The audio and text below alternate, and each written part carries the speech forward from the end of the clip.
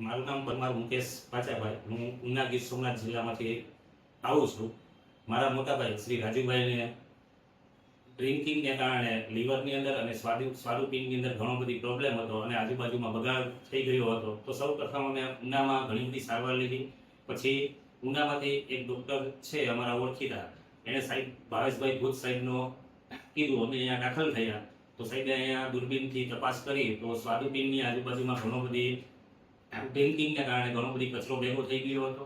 એને બધા ઓપરેશનો કરી અને દૂર કર્યો. અત્યારે ફરીથી અમે બતાવવા આવ્યા છે. રાજુભાઈને ખૂબ જ સારું છે. જ્યારે શરૂઆતમાં એને કોઈ પણ ખોરાક અથવા પાણી આપવામાં આવતું તો તે છે એ ઉલટી વાટે બહાર નીકળી જતું હતું. આ બધું કર્યા પછી અત્યારે કોઈ જાતનો પ્રોબ્લેમ છે નહીં.